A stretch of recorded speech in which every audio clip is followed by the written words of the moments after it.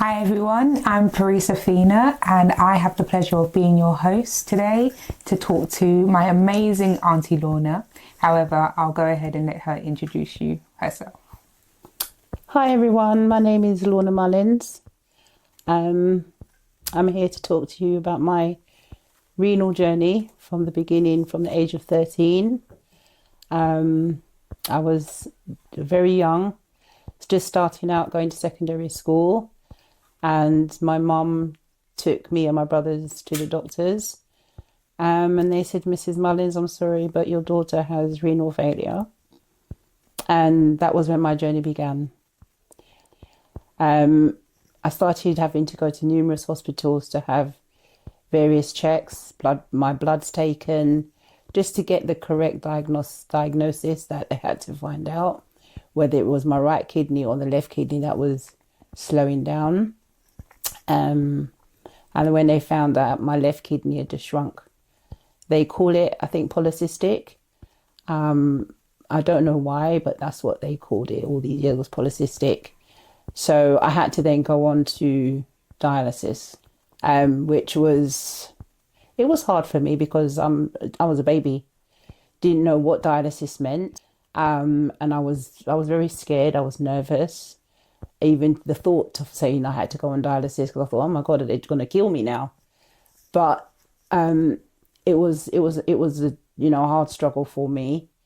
And when I did start dialysis, they had to put a fistula into my arm, which is what they call having surgery. They had to join my arteries together to form access for the dialysis needles to be inserted for me to have my treatment, so that it could help to flush the toxins out of my system, because by then I couldn't pass urine.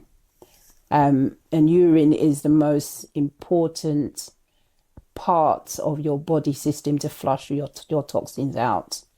And if it's not flushing out your system, then that's when you find that certain things can happen to your body, which was what happened to mine. Even though I was healthy, I was doing a lot of sport at school. I lived a normal teenage life. All the same, my body was saying something else. When they were taking my bloods, it was showing something else. So that's when I started dialysis. And within the first 6 months of having my dialysis, I had a transplant, which I was lucky for. And I thank God for that, because I thought, wow, I can get back, to normality. I can go back to school. I can play with my friends. Because there was a time when I couldn't even meet up with my friends. I was so tired. I just wanted to sleep all the time. But I found that with the transplant, I could go back to school. I could have fun and live a normal teenage life. But saying this to say that wasn't the case. Even though I had my transplant, I still couldn't go to school. So I was at home for 2 years. Because even though they say live a normal life, because I was still young, with all the sports activities that I loved doing, I wasn't able to do.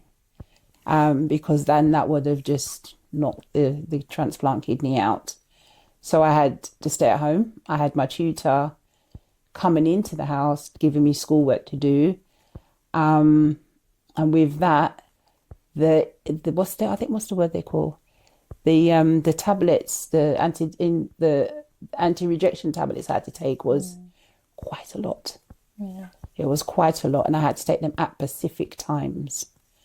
So I found that even strange as a teenager. About the fact that you wouldn't be able to go out with friends, but how was it home life-wise? So you have siblings, right, Auntie? Yeah, I have siblings. Right. At the time, it was me, myself, and my 2 brothers, and one of my big sisters was there. Mm. The other 3 were much older, and they'd left home at the time. But I found solace in one of my brothers, because he was also a renal patient. Right. He was older than me, so that's the reason why my mum had us tested, because of my brother. We sadly lost him, but at that time, my mum needed to donate her kidney to him because obviously they found that he had renal failure before myself. And then when they found that I had it, it was like, okay, so what happens to me? Yeah. My brother now has my mum's kidney. What happens to me? Because then he's got now a lease of life. I now need transplant, but my mum can't help me. Yeah. So at that time, all of my family was told, and whoever wanted to be tested was tested. Unfortunately, not everybody in my family was a match. Myself and my brother, who sadly passed, we were the same match as my mum. So I thought, right, great. That's brilliant. Terrific. So then while I had to stay on dialysis for a while, it was like a case of, well, what's going to happen to me, mum? What's going to happen to me? Am I going to die? What's going to happen to me, mum, if they can't find a kidney for me? Because you can't give it to me. You've already donated yours to Trevor. And that weighed a lot on my mind. At the time, that weighed a lot on my mind. Okay. But then when prayers went up, they found the kidney within 6 months of me being on dialysis. Wow. So yeah, I had a transplant. So yay! A little happy dot. Yeah. So that took the pressure off for a while, and that transplant I had, it lasted for 10 years. Oh wow. It lasted me for 10 solid years. So I had a good life. Right. Within that 10 years, I said I had a home tutor, and even though I wasn't at school, I passed every single one of my GCSEs. Yeah. Being at home, I passed every single one. When I needed to go into school for exams, my mum would drop me to school, do my exams. She'd come back and collect me, and I went home. And that's how I did it for while I was still at school. So yeah, I had a good life. That is amazing. You was able to still obtain your education, which is why you're on our education now, is your little ones. But you also mentioned a crucial point about your brother passing, but not only passing, having the same condition as yourself. Yeah. Who was he to you then, and who does he remain to you now? He was my big brother. There's 7 of us my mum had. And there's one in between my brother Trevor that passed and myself. I'm the last one out of 7. So because he was on dialysis and we went to the same hospital, we were both under the St Helier and Epsom hospital. Okay. And I was the youngest patient that they actually took, because technically I should have gone to Guy's and St Thomas's. Oh. But my mum said, no, I'm not having one at St Helier's and then the other one, no. That was just going to be too much work for her. So they took me on at St Helier's, being the youngest patient. And we both dialysed in the same unit. His chair was opposite mine. So if I went in, we both went in together, and then he started work. So I ended up going in the mornings on my own, and then he would come in the evenings. But if he wasn't working, there were times when we'd go up together and dialyse in the morning. So we'd still have that connection with each other. But I think for me, the time when we lost him, it was very sad. That day was so hard. I don't think I'll ever forget that moment when we actually lost my brother Trevor. Sorry. Alright. I think for me, when I had to go back to St Helier's, all I kept hearing was, oh, condolences. Oh, I'm so sorry about your brother. Oh, your brother was so lovely. And I thought, if one more person says condolences to you, I'm going to scream.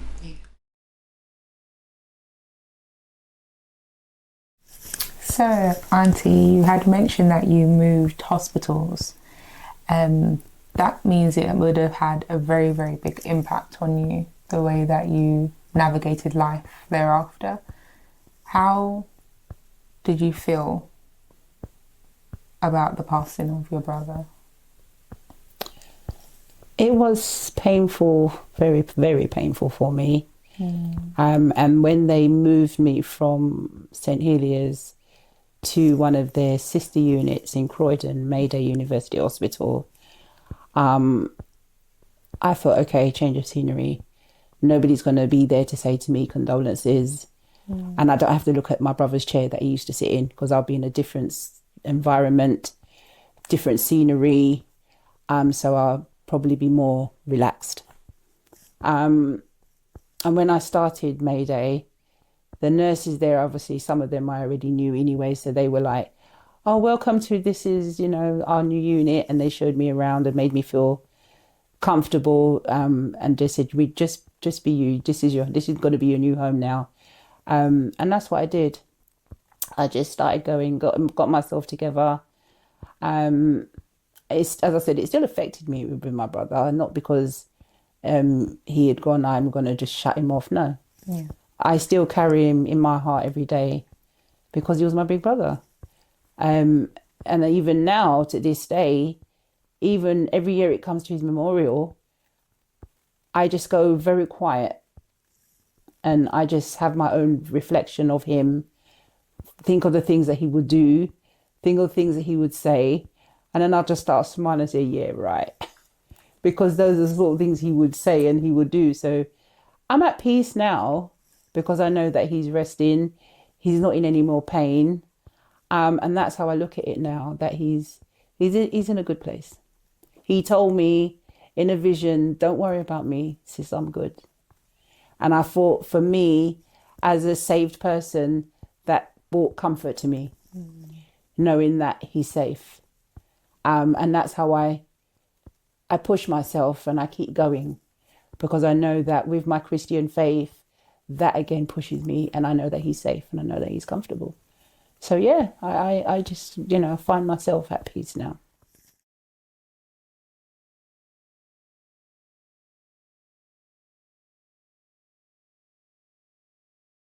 That is beautiful. And the fact that I know that a lot of people can experience a phenomenon of survivor's guilt when they're close to their sibling or someone.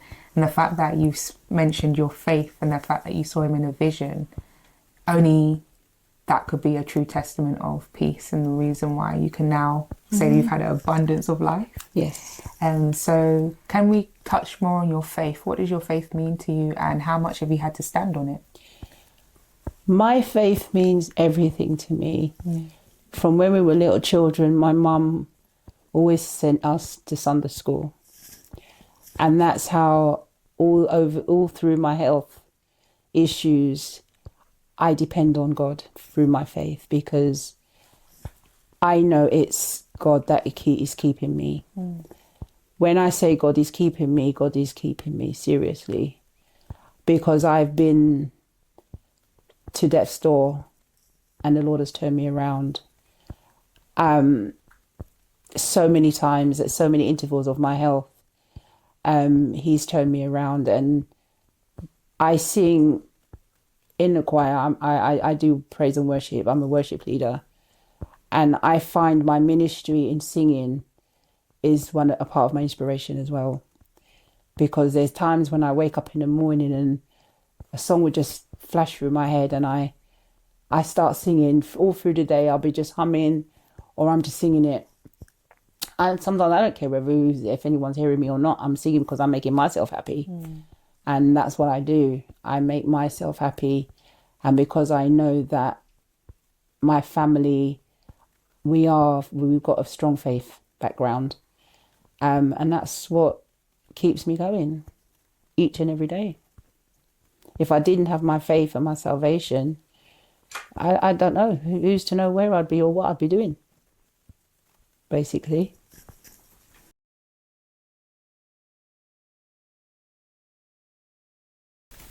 So, Auntie, you mentioned that you are in the choir, that you still persevered, that your faith has been something that you've had to stand on, not only because you know God for yourself, but because your mum knew him. So, who was your mum in this chapter and chapters of your life? My mum, she was my best friend. She was my mother. She was my inspiration. We sadly lost her, coming up to 2 years now, we've lost her. But she was been on my journey from the very, very beginning. And she was the one that pushed me. When I look at my mum's life and see where she was coming from, it pushed me even more. And that gave me the added perseverance to keep going and don't give up. And I'm not a quitter. One thing with me, I am not a quitter. I don't see a hurdle and think I can't get over that.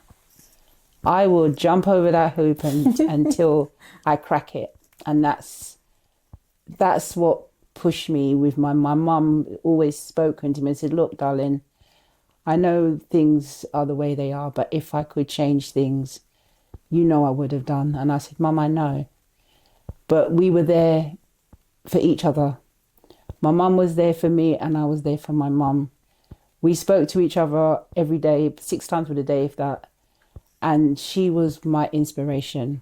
As well as loving God in my life, having salvation in my life. But my mum was my greatest inspiration. Because she didn't just talk to me and say, you have to do this, you have to, no. She would talk to me and give me advice, encourage me how to stay strong.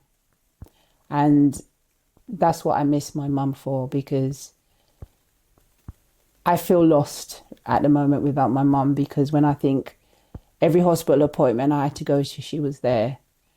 Every time I stayed in hospital, it was my mum that I saw day in, day out. She'd come in the hospital, and if I had an operation or anything and they wanted to, the nurses came to wash me. I said, nah, it's all right, I'm good, you know. My mum's on her way, she'll come and do it. And I would literally stay there and wait for my mum to come, and she'll, you know, sort me out. And then she said, okay, you feel good now? I said, yep, I feel good now. Because my mum was there. And she would just always be strong. She was the strongest vessel that I ever knew. She had myself and she had my brother before he passed to deal with. And she was the strongest person I ever knew. She would run to the hospital for me. She'd run to the hospital with my brother. She'd turn around and she'd go to work. She still had a family to maintain. And I don't know how she did it all, but she did. And that's what I miss, because, you know, she was awesome in her own right. I call her the queen. She was my queen. She was my queen. And that's how I got through. That's beautiful. Auntie, you mentioned that Nanny was one of your biggest inspirations and you feel lost without her. What do you use as inspiration now? Is there anything that does inspire you, or are you in a place of limbo right now? At the moment, I am in limbo, but I've got a replacement. Well, not a replacement. I've got an addition to my other inspiration, which is my daughter, that the Lord blessed me with many years ago. He blessed me. So that again is my inspiration. Is my mum was, and that my daughter is now in that little space as well that I have. Auntie, if you don't mind me asking, you mentioned that you had a second transplant. I don't think I was even in the know. So what actually happened for you to have a second transplant done? Because when I had the first transplant, that lasted for 10 years and then it failed. Yeah. And because of my age, I was still quite young. My doctor said, look, you're still young, you need to live your life. Yeah. So they put me back on the transplant list. And as I said, I did dialysis at home by myself. Yeah. And within the 3 years, they called me at 3:00 in the morning and said, we've got another kidney for you. So off I went back to the hospital again, and that's when I had a second transplant. Shortly after that, you fell pregnant. Yes. Now, that's a blessing in itself. One, because just the fact that I've got a little cousin, but in this fact that 1 in 7 women are actually able to maintain their pregnancy as a kidney dialysis patient. Yeah.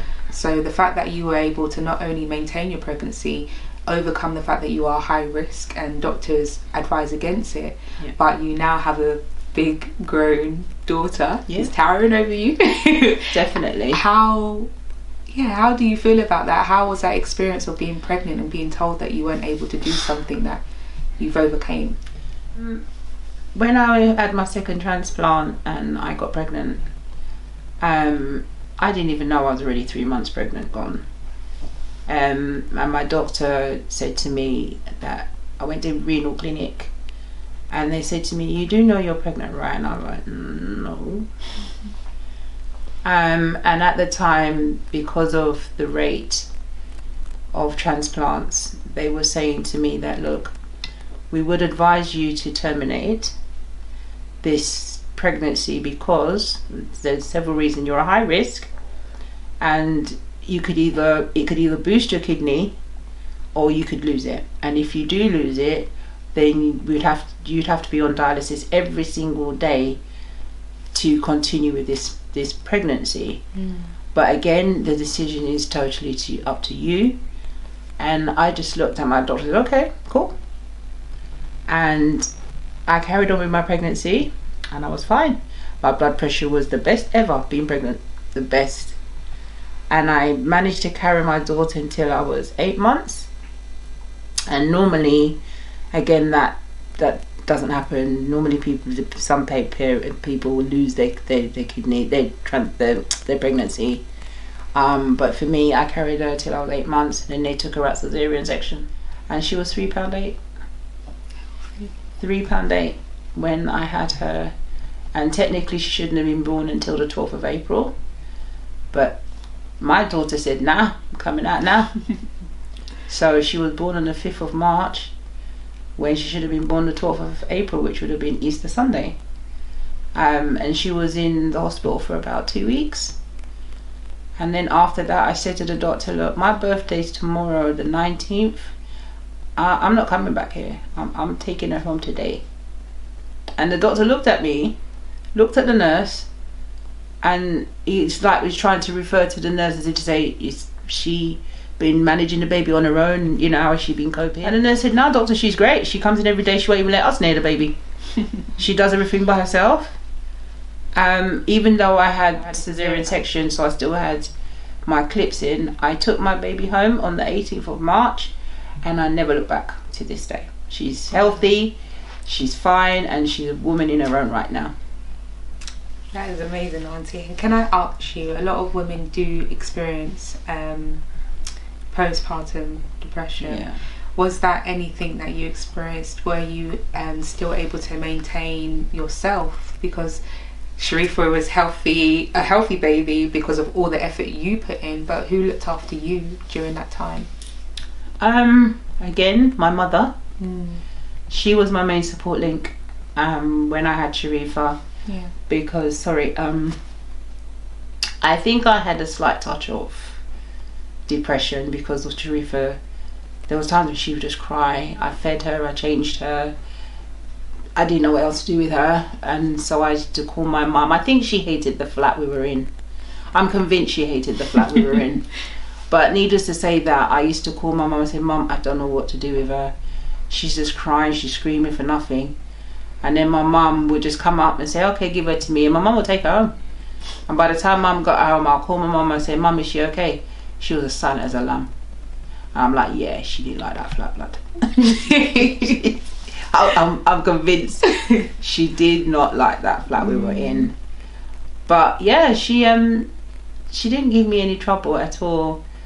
But I had a good health visitor as well. She was one of the best health visitors I've ever known.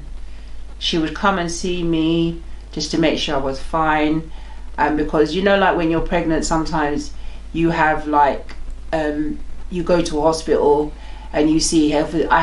Mayday didn't want me, St Heliers didn't want me because I was in the middle. So basically I did everything by myself. Wow. And to this day I grew my daughter up by myself and just got on with it with the help of my mum, basically. Again, she was always there. Yes, Auntie, if you wouldn't mind touching on how did you prepare Sharifa for the what ifs? I think at the time, as each day went along, I just started to explain things to her and just talk to her on a daily basis and said, look, things might happen to mum that is unavoidable, but you'll be fine. I just made sure that she was comfortable and explained as much as I could to her so she could understand. And if she wasn't sure of anything, I said, look, just ask me, just talk to me. You don't have to worry about being scared, just talk to me. So I'm glad that between myself and my daughter, we have that kind of relationship where she doesn't hide anything from me, I don't hide anything from her. We talk about my health each day, that it's got to the stage where now, over the years, she's now involved in my care, where if I go to clinic, she's with me. I don't go to any clinics without her, and if she's unsure, she will say to the doctors, sorry, can I stop you there? Can I just ask XYZ? They will then explain it to her. So she's at a comfortable place where she understands what's happening.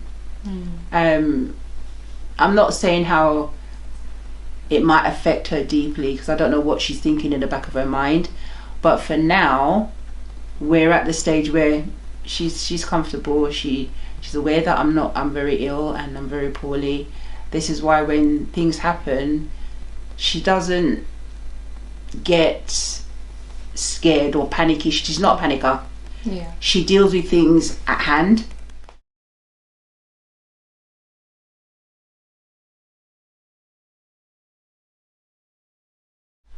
Just to say this to that, about 2 years ago, my fistula burst open. Just 2 years ago, and all I did was scream out her name, and she came running upstairs. She's like, "Oh, okay." She got a towel quickly and pressed onto my arm so that I didn't bleed out anymore.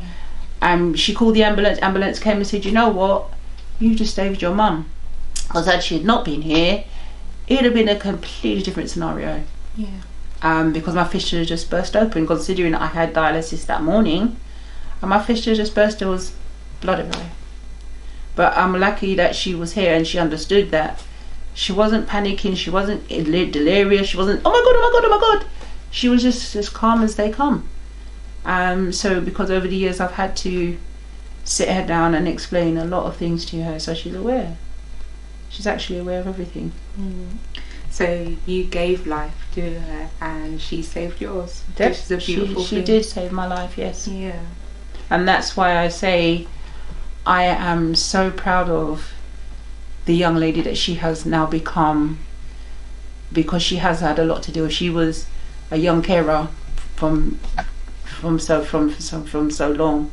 She's only just now, because she's 26, come off their books, because they only keep them from certain ages until they're 20 to 26 to take them off. But all through her life, she has had this to deal with, and she's walked with me. She's cried with me, we've had laughter, but what I've always done through the years is try and keep her home life different from my hospital. I've always tried to shield her because she doesn't have to deal with that side. I've always said it's only if and when you need to deal with it, that's when you deal with it. Other than that, nah, we get on, we have family time, we have holidays together. Basically we're always together. If you see me, you're going to see my daughter.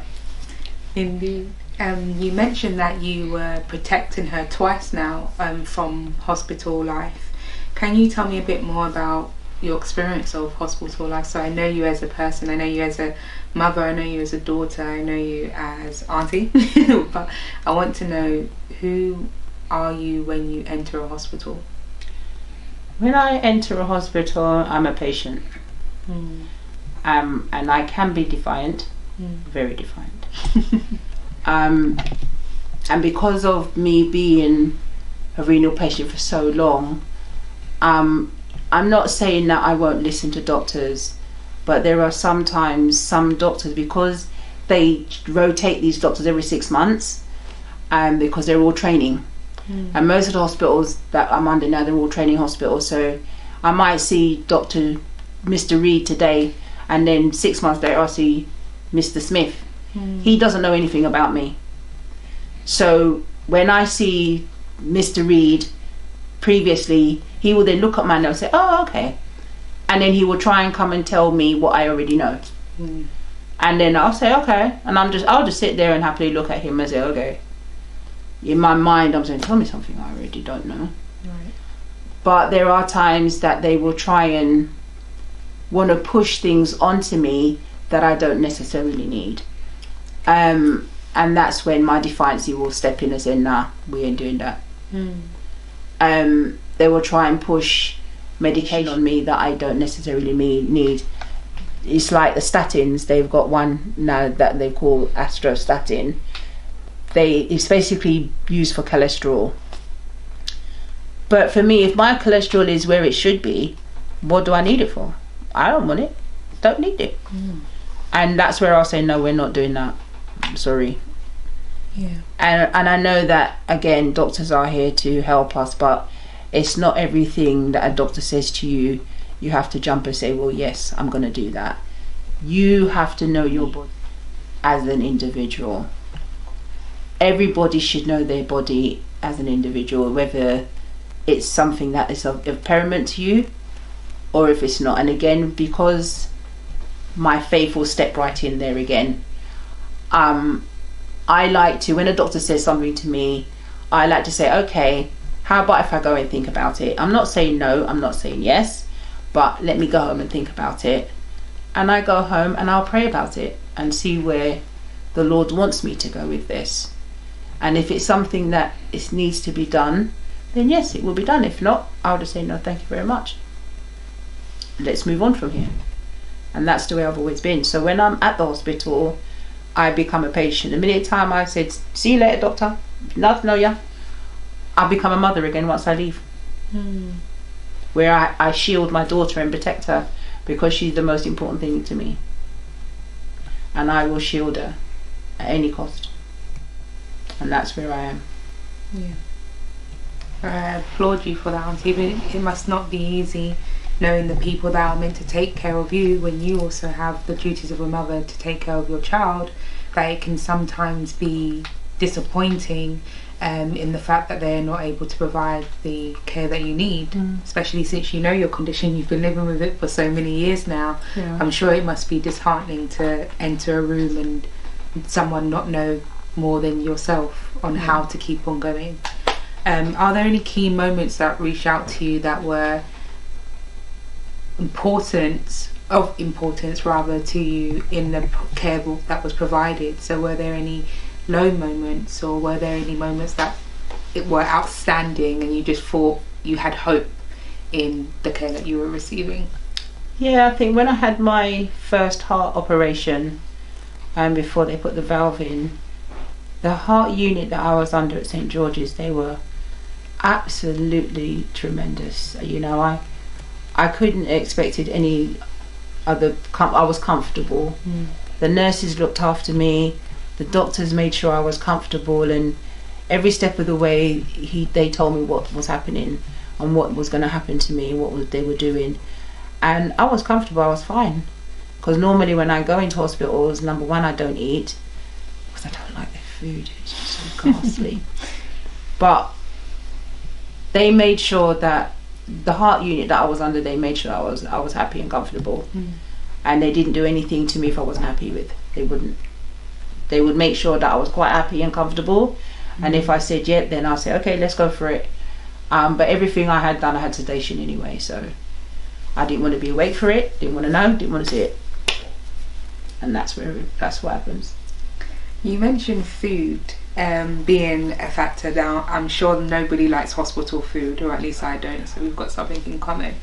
But how is your relationship with food? And are there any things that you're not advised to eat? When you become a renal patient, I must admit, your whole diet changes. Wow. If you love chocolate, just make sure you know you can't eat it. Because when you're a renal patient, the most important thing you have to remember is that potassium is the lethalest thing you could put in your body. It's deadly. If your potassium goes too high, you can affect your heart big time. It can affect your heart. So they normally say to you, anything that contains potassium, please stay away from it, don't have it. And because every month when you are on dialysis, you have monthly bloods done every month anyway. So even if you plan on cheating, they can pick it up and say, well, this month your potassium was over 5. Why? What are you eating? Beans and spaghetti, again, they're high in potassium because of the tomato sauce. It's the little things that you think, oh, that's fine. Nah, that's where it counts. Beans and spaghetti, because of the tomato sauce, again, it's potassium. Chocolate, potassium. Coffee, potassium. Bananas, green banana, plantain. That us West Indian, we eat a lot of, West Indian food. I can't have callaloo, spinach. I'm not allowed to have, because again, it's rich in potassium. And because of the valve that I have, I'm now on a tablet which is called warfarin. It knocks the level out. So if I have like peanuts and stuff, it's going to make my blood level go too high, so that my blood becomes then either too thick, and so I have to in between balance everything out. And again, you are restricted with your fluid. Because I don't pass urine. I'm only restricted to 500 mils. Now you just imagine what a 500 mil, just like a little bottle of Coke. If I was able to pass urine to take the extra toxins out, then yeah, I can drink a litre, which is a little bit more. But because I don't pass urine, I'm restricted to 500 mils, and that includes whatever I'm eating. If I'm going to have salad, that has to be included in my 500 mils. If it's a hot day, it's worse for me. I shield myself from the sun, so because if I'm not, I'm going to want to drink, and I can't, because I'm overloading myself. And again, that can be lethal, to overload yourself with a lot of fluid. So you have to discipline yourself when you're when you're a dialysis patient. You have to really discipline yourself, and if you can't discipline yourself, then you are going to find you're going to have trouble. You'll be in and out of hospital, because number one, you're overloaded, and when you're overloaded, you're putting more strain on your heart, because your heart is then having to pump more blood through your circulation, and it should put in more pressure on the heart. So you have to be very, very, very careful with your intake. Very careful. Well, I commend you, Auntie, because we would be eating that chocolate. So you are very disciplined, and I'm very proud of you. And if you could leave me some tips how to stop eating the chocolate, I'd be happy. Discipline. We've always known you as a sociable person, and you even mentioning all these things about food, it would have never occurred to us, just because of how you are as a person and how you carry yourself. And I think that's down to your social skills. So how has it been when it comes to friendships? Do you feel like your need to basically live a different type of structured life has led for you to deepen friendships, or has there been an end to them?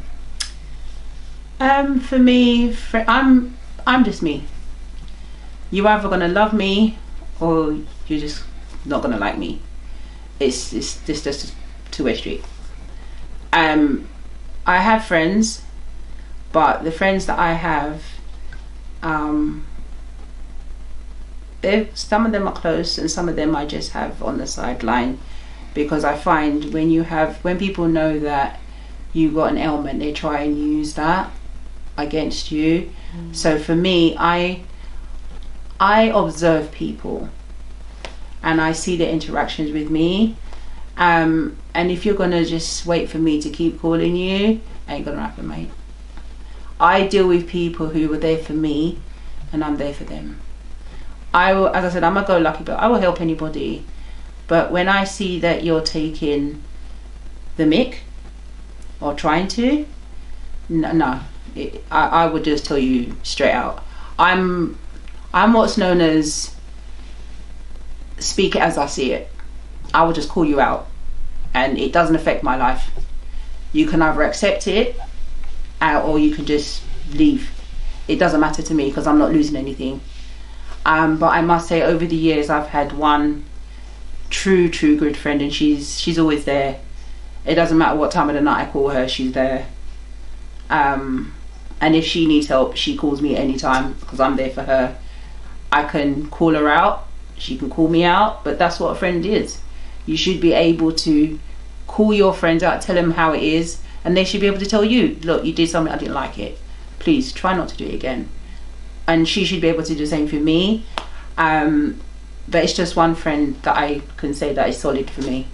The rest of them, yeah, they will call me and I will call them just to check to make sure that they're good. But I've helped a lot of people, and once I see people who've got where they need to get, they don't even know what my name is. So for me, it doesn't affect my life because I'm still getting on.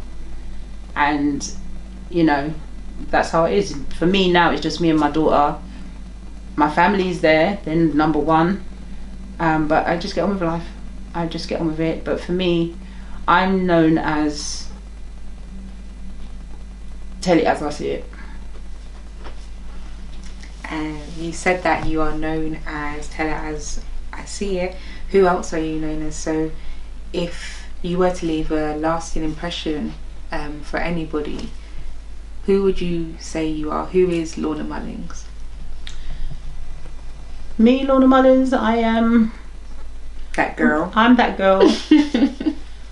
I'm a joker. I like to do impersonations of various people and have a laugh about it.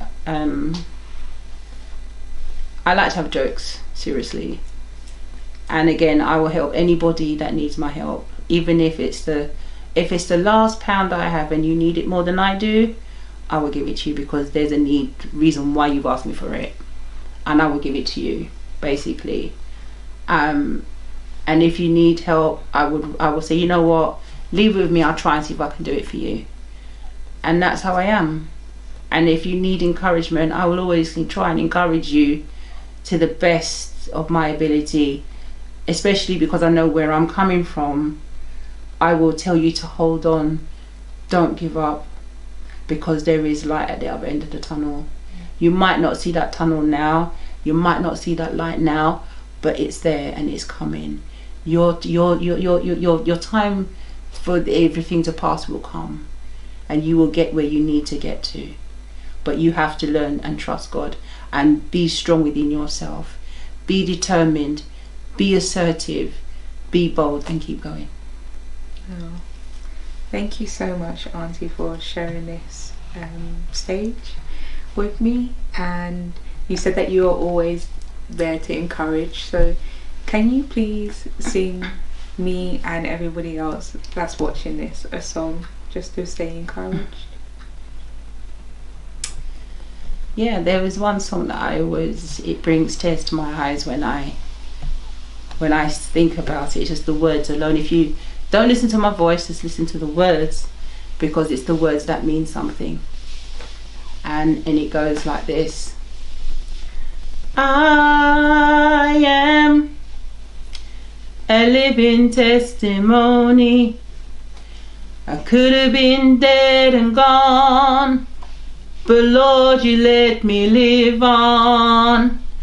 I am a living testimony. I thank you, Lord, I'm still alive. I am a living testimony. I could have been dead and gone, but Lord, you let me live on. I am a living testimony, and I thank you, Lord, I'm still alive. I thank you, Lord, I'm still alive. Amen. We love you, Auntie. Oh, Auntie. Thank you, baby, thank you. You know, you're gonna cry. I was trying not to cry. I am a living testimony. I could have been dead and gone, but Lord, you let me live on.